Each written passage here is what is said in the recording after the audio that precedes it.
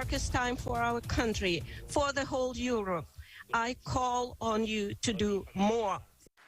As Russian attacks continue to bombard his country, Ukrainian President Volodymyr Zelenskyy made a heartfelt plea to all of Congress, asking them to step in. And we want to bring in CBS News national security correspondent David Martin to dig into exactly what President Zelenskyy was asking for. David, thanks so much for speaking with us tonight. We know he wants America and our allies, as he put it, to close the skies over Ukraine. But what would that mean for us?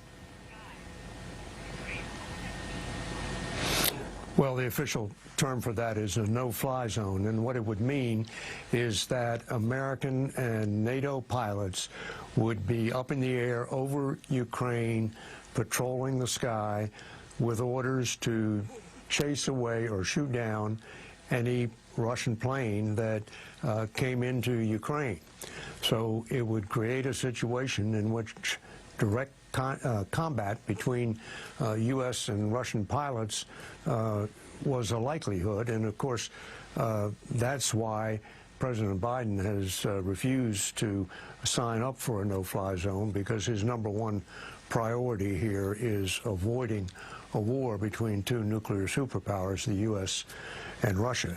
And there's the question of what good a no-fly zone would do in terms of stopping all the shelling that you see on the ground. Most of that is being done not by planes that are over the target, but by artillery and rockets and planes that are firing long-range missiles, planes that never leave Russian airspace.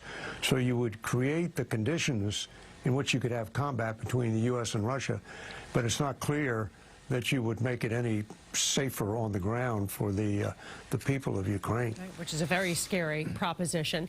And then by this afternoon, President Biden said he will be sending anti-aircraft weapons and drones to Ukraine. Do you think that's enough to make a difference? Well, it'll make a difference. The question is, will it reverse the tide of war?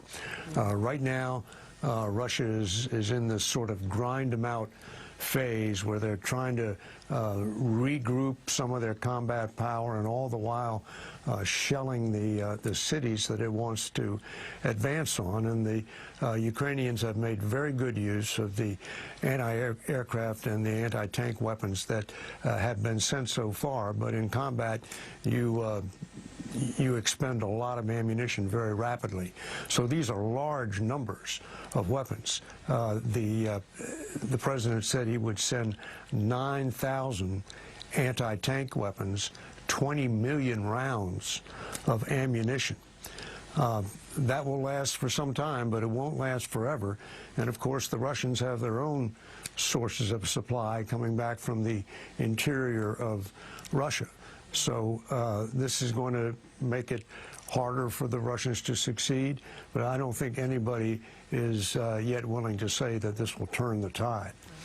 It's been a long 3 weeks that might start getting even longer. David Martin, CBS News national security correspondent. We appreciate your time. Thank you.